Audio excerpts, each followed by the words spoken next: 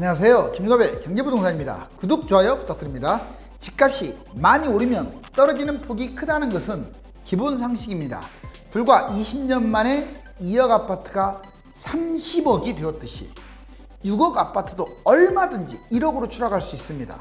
특히 역대급 거품 가격을 형성하고 있으며 사상 최대의 공급과잉과 매물폭탄, 인구 급감과 1인 가구가 한꺼번에 터지면 부동산은 아수라장이 될 수가 있겠죠. 자, 상담 안에는 02-501-7554, 유료 상담은 010-3999-8808입니다. 전화 주십시오. 집값이 대폭락하기 전에 서서히 연착륙을 시켜야 하는데 인간의 탐욕이 거품을 더욱 부채질합니다. 6억 아파트 1억 급락, 역대급 폭락장이 옵니다. 자, 이번에 성남 민심 정말 화가 엄청났네요. 막 이 코로 막 돈다발을 뿜어대면서 자, 집을 사지 못해서 이 성난 황소 바로 민심을 반영한 겁니다. 이게 선거 결과에 드러났고요. 부동산 폭등락장 규제가 바뀐다. 정확한 판단이 필요해요. 먼저 이 규제라는 개념을 여러분들 잘 인식하셔야 돼요. 이 규제의 개념을 모르시면 나중에 고정관념에 사로잡혀서 타이밍을 다 놓쳐요. 뭔 말이냐? 자, 이게 규제가 4가지가 있어요. 대출, 세금, 청약, 거주, 실거주, 이 4가지 규제가 있는데 당연히 폭등장에는 이게 규제가 강화되겠죠. 규제가 안 생길 수 없어요. 이번에 집값이 많이 뛴 것은 효율적이지 못하게 규제를 했기 때문에 이렇게 많이 뛴 거고, 아무튼 규제가 세집니다. 4가지 다. 보시면 2014년부터 2021년 현재까지 규제가 강화됐죠. 예전으로 따지면 2006년부터 2009년까지 이때 폭등장이었는데 규제가 강화됐습니다. 그러면 이제 이게 하락장이 되면 이 규제가 계속 유지될까요? 자, 하락장. 이제 대출이 완화돼 버려요. 대출이 모든 대출이 다 그냥 여러분들 70-80% 다 받는다고 보시면 돼. 기본으로. 세금도 완화됩니다. 양도세, 중과세가 어디 있습니까? 다 없어져요. 청약도 완화됩니다. 당해적이 어디 있고 세대원이 어디 있어요? 10년 전매 제한? 6개월이 나오면 많이 하겠죠. 자, 거주도 폐지돼요. 서울이 거주 폐지된 적 많습니다. 강남도 폐지된 적 많아요. 여기 보세요. 2022년, 2024년으로 예측이 돼요. 이 시기를. 이렇게 집값이 폭락을 했는데도 이 규제가 계속 있는 줄 알고 착각하면 안 된다 이 말이에요. 그러면 계획을 못 짜. 자, 여기 예를 들면 2010년에서 2011년 이 사이에 불과 집값이 1년밖에 안 빠졌는데 이 상황이 되어버렸어요. 그리고 부동산 규제가 완화됐습니다. 그런데 만약에 2년, 3년 빠지는 게 아니라 막 4, 5년씩 폭락을 한다. 그러면 이런 현상이 벌어져요. 폭락을 해버리면 이제 부양책을 써요. 대출도 부양책 쓰고 다 해준다 이 말이에요. 세금도 다 감해주고 5년, 10년 다, 자, 집 5개씩 잡아라 이렇게 말하겠죠. 청약도 20점, 10점 다 되고 오히려 1층 될까봐, 3기 신도시를 1층 될까봐 오히려 그냥 줄 서서 잡아요. 줄 서서. 거주도 폐지됩니다. 이건 대충 만약 2025년이나 27년까지도 집값이 떨어졌다. 그럼 이거 확실하게 부양책으로 갈 거예요. 이 기간만큼 제도가 형성되니까. 과거로 따지면 2012년에서 13년 이 박근혜 정부 초기 시절에 부동산 부양책을 썼습니다. 자, 이제 집값 폭락 3가지. 그러면 폭락 하는데 자, 진짜 폭락이 오느냐? 무려 3가지 형태로 와요. 자, 정부 정책 이번에 참패를 당했기 때문에 정부가 내년 만회를 하려고 집값을 아예 그냥 연착륙 시켜서 집값을 떨어뜨릴 수가 있습니다. 또는 금리 인상. 대충 2021년에서 2025년 이 사이에 당장 지금부터 이제 4월부터 실시할지도 몰라요. 내년 선거가 있어서. 자, 20에서 50% 정도 하락합니다. 집값이. 그 다음에 사이클상 대세 하락. 뭔 말이냐? 정부는 한 중립만 지키고 이제 너무 많이 뛰었으니까 자연적으로 떨어진다는 의미인데 이건 역시 2022년이 내년부터 2025년 약 30에서 60% 좀 더 빠질 가능성이 커요. 그 다음에 국내외 경제위기, 만약 위기가 터졌다. 우리나라만이 아니라 중국이 됐던 유럽이 됐던 어느 제3국이 터졌다. 그러면 대충 뭐 이 사이 2022년에 2025년 약 40에서 70%까지도 폭락할 수 있어요. 일부 지역은 80%. 자, 이게 세 가지로 또 꼭 기억하세요. 정부 정책과 사이클은 곧 다가오는 것 같아요. 자, 이제 그렇다면 현재 시세가 이런데 여러분들이 알고 있는 7억짜리는 3억부터 뛰었어요. 이때 13년에는 3, 4, 5억, 1억씩 밖에 차이 안 나는데 지금 시세 보세요. 7억, 10억, 15억, 1억 차이가 이렇게 벌어지죠. 역시 하락장에는 가격이 바짝 붙어요. 그래서 가급적이면 무리만 아니라면 빚을 좀 내는 게 좋아요. 오히려 하락장에는 갭 투자를 하는 게 좋아요. 왜? 비싼 게 더 많이 떨어지잖아요. 여기 보세요. 10원이라도 비싼 게 훨씬 많이 뛰잖아요. 자, 그런데 제가 그 말을 요구하는 게 아니라 3억이 7억 됐다. 근데 만약 올해 12월까지 뛴다. 이게 지금 여러분들이 걱정하는 그거잖아요. 올해 계속 뛴다. 또 내년 초까지도 뛴다. 7억이 8억 정도 됩니다. 확률적으로. 그리고 10억짜리 4억이 10억으로 뛰었는데 이게 계속 뛴다. 11.5억. 조금 더 뛰겠죠. 15억짜리가 뛴다. 그럼 17억까지 올라갈 수 있어요. 이게 올해 1년 동안 뛴다면. 그런데 뛰면 뭐합니까? 안 뛸 수도 있고 뛰면 뛸 확률은 조금 더 높아요. 떨어질 확률보다는 뛸 확률이 조금 높아 보여요. 올해는. 왜냐하면 다른 나라도 뛰기 때문에 코로나가 있어서. 근데 자, 2025년을 대략 바닥으로 잡았을 때 이만큼 뛰어도 결국은 이 두 시세의 중간 시세, 2013년과 현재 시세의 중간 시세인 5억 정도로 추락할 가능성이 커요. 결국은 손해보죠. 자, 이제 10억짜리는 6억으로 폭락을 하죠. 한 이 중간 정도. 자, 5억, 15억 있으면 9억 정도로 폭락을 하죠. 정말 엄청나게 이렇게 떨어집니다. 집값이. 즉 2년 동안 계속 올라서 비과세가 된다면 뭐 지금이라도 당장 확 잡아버리겠는데 2년 동안 뛴다는 보장이 없어요. 물론 다시 또 말하지만 1, 2, 3, 4, 5억까지 그리고 저평가, 중저가, 세대수 많은 아파트는 본인이 돈만 있다면 뭐 그 5억 이내짜리들 특히 수도권 뭐 싸잖아요. 실거주로 잡아도 그 나쁠 거 없어요. 폭락하면 또 올라가죠. 그런데 제가 말하는 건 이제 10억 넘어가고 20억 넘어가고 막 이런 것들 위험하다는 거죠. 자, 그런데 이것도 도움 많이 돼요.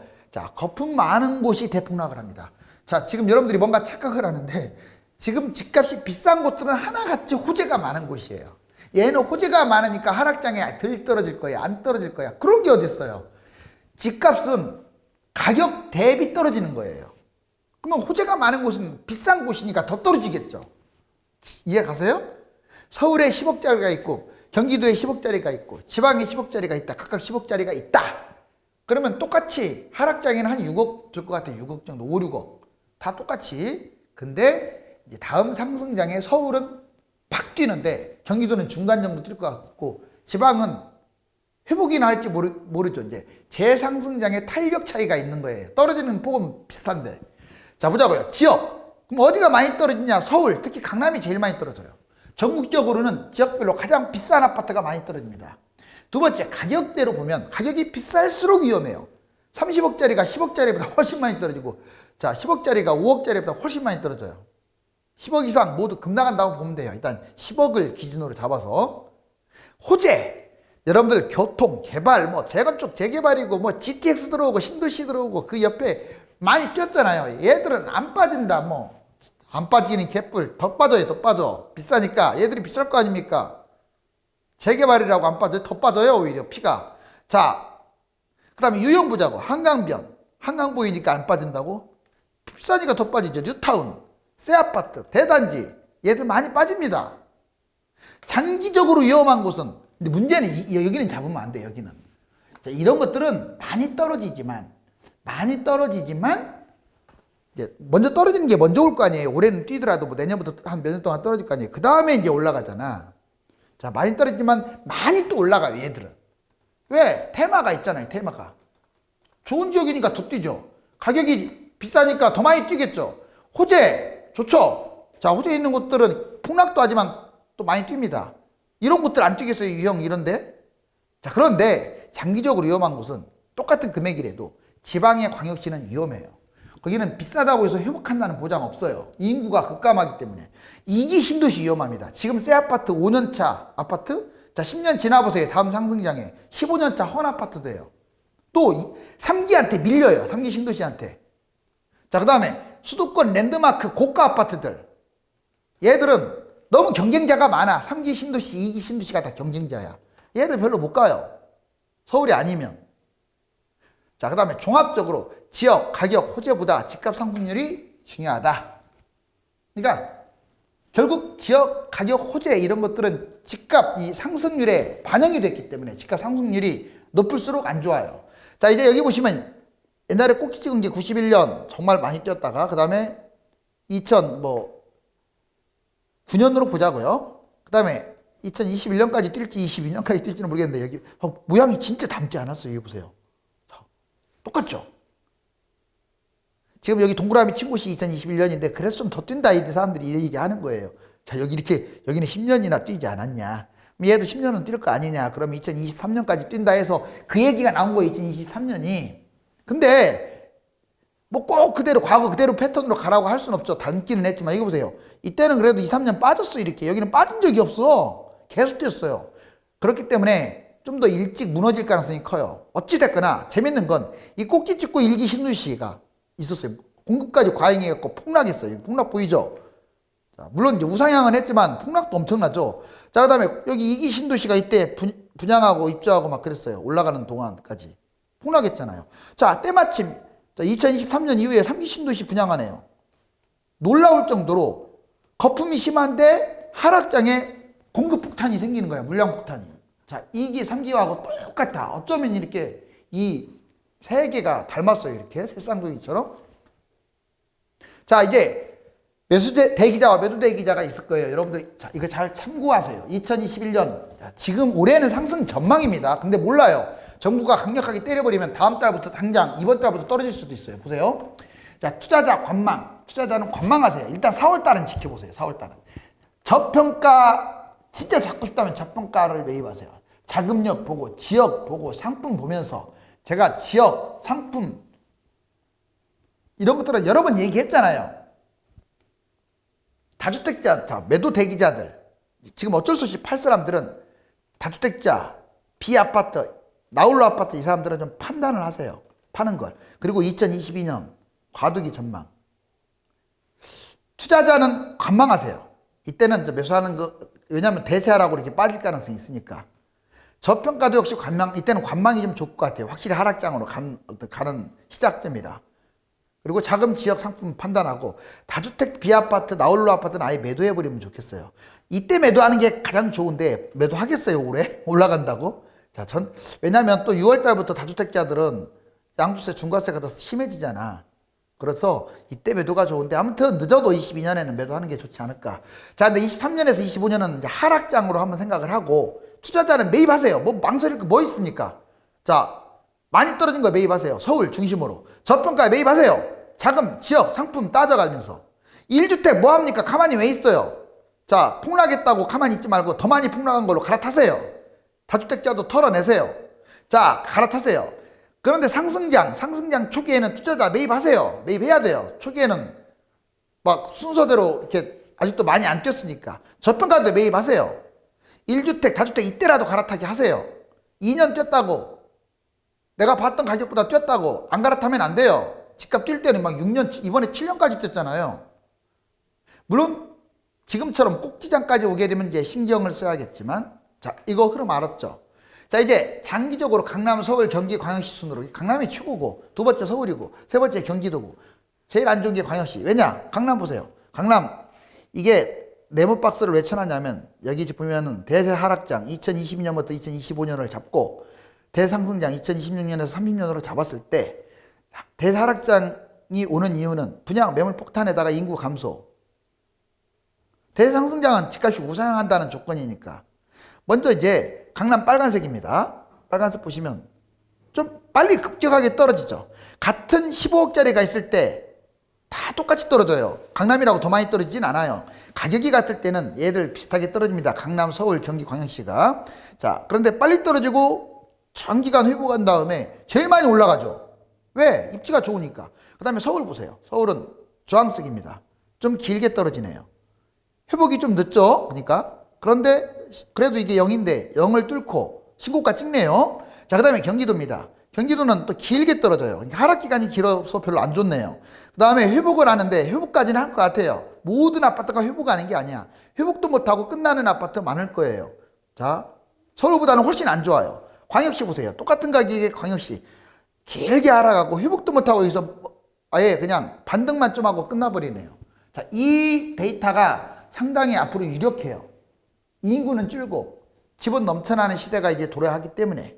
자, 이제 부동산 안정화 세 가지. 만약 부동산 안정화 대책을 세 가지로 구분하면 뭐가 있느냐. 먼저 투기 대책. 정부가 이걸 안 했기 때문에 집값이 올라간 거예요. 말만 투기와의 전쟁, 말만 투기와의 싸움.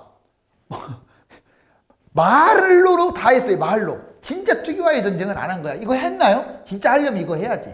전국 갭투자 이익 환수를 해버려야죠. 갭투자한 사람들 이익 토해내게끔 해야 하는데 안 했잖아. 다주택자 보유세, 종부세, 누진세 때려버려야죠. 주택 개수만큼 때려야 돼요. 월급처럼. 근데 누진세 안 때리잖아요. 찔끔찔끔 주잖아. 때리잖아요. 오히려 양도세만 세잖아요. 전국 토지거래 허가제 하고 있나요? 강남 일부만 하고 있잖아요. 경기도 일부만 하고 있잖아요. 자, 투기대책을 제대로 때리면 이거 잡혀요, 집값. 그 다음에 공급대책도 해야죠. 3기 신도시 택지지구 127만, 2사대책 추가 신도시 합쳐가지고 83만 합쳐갖고 200만. 200만 정말 어마어마한데요. 가뜩이나 지금 1인 가구가 많고 솔직히 정부가 한 말이 있잖아요. 공급이 부족하지 않다. 그 말 틀린 거 아니에요. 저는 동감해요. 공급이 적은 거 아니에요, 지금. 다주택자들이 끼리고 있으니까 토해내지 않으니까 공급이 부족한 것으로 느껴지는 거야. 다주택, 임사, 법인 800만. 어우, 이 사람들이 끼리고 있는 게 800만 채야. 분양대책, 공공임대 축소. 분양도 이렇게 해야 돼. 임대를 좀 축소시키고 일반을 확대시켜서 기대감을 줘야 집을 안 사지. 특별공급도 축소시키세요. 왜 자꾸 특별공급으로 다 몰아치웁니까? 일반 분양도 많이 해야 기대를 해서 기다리지. 자, 청약 가점제로만 왜 갑니까? 추첨제로 하세요. 추첨제로 확대시켜야 기대감을 갖고 안 사죠. 자, 이제 부동산 대폭락, 선거 패배로 지금 정신이 없을 정부 여당이 강력 정책을 쓸 수가 있다. 엄지발가락이죠. 가장 이게 위험한 무서운 거예요. 공급 과잉. 앞으로 천문학적 과잉. 하락장만 되면 이제 매물 폭탄이 터질 거예요. 지금은 양도세 때문에 안 파는 사람들 아마, 그리고 주택임대 사업자들 그 말소 기다리고 있잖아요. 혜택 다 받으면서. 자, 인구 급감, 금리 인상, 이런 변수들로 인해서 대폭락이 될 우려가 큽니다. 자, 집값 폭등락 4월 달에 달리는데 현재는 기싸움이 팽팽해요. 그럼 상승 요인은 뭐 있냐? 재건축 완화책. 자, 지금 오 시장이 당선되면서 재건축 완화책 나올 가능성이 높으니까 집값이 뛸 것 같아요. 시장 집값 부양. 오 시장이 집값 부양하고 있는 거잖아요, 사실상. 뭐 재개발까지 다 쑤셔놓고 세계적으로 집값이 상승하는 추세예요. 또 주택 규제를 전반적으로 완화. 지금 규제 완화 쪽이 지금 너무나 많아요. 그러면 집값 뛸 건데, 그래서 하반기 때 폭등할 거라는 얘기도 지금 흘러나오고 있네요. 자, 통화량 아직도 돈을 많이 찍어냈고, 유동성, 토지 보상금이 등 엄청나요. 그런데 이게 아무리 거세다고 하더라도 여기 보세요. 2사 대책 공급 이후에 지금 집값 흐름이 하향세로 현재는 가고 있다는 거. 다주택자 매물 터지고 금리 세금 부담, 각종 지표 하락, 정부 강력대책 나올만 하잖아요. 이제는 이게 하락 요인인데 어떻게 될지 모릅니다. 4월만 지켜보세요. 자, 이제 6억 아파트 1억 급락 역대급 여기 상승 요인과 하락 요인이 주먹 피튀김이네요. 지금 막 불꽃이 튀네요. 1991년 1인당 GDP가 4만 달러를 돌파한 일본은 30년이 지난 지금 3만 달러 시대로 더 가난한 나라가 되어버렸어요. 우리나라 집값 상승률과 비교하면 10분의 1토막 이상이 난 상황이에요. 즉 10억이 1억이 된 상황이나 다름없어요. 이것저것 따지면. 인구 감소, 공급 과잉, 경제 환경 등 모든 흐름이 흡사한 한국이 일본을 닮지 않기 위해서는 지금이라도 정신을 차려야 합니다. 감사합니다.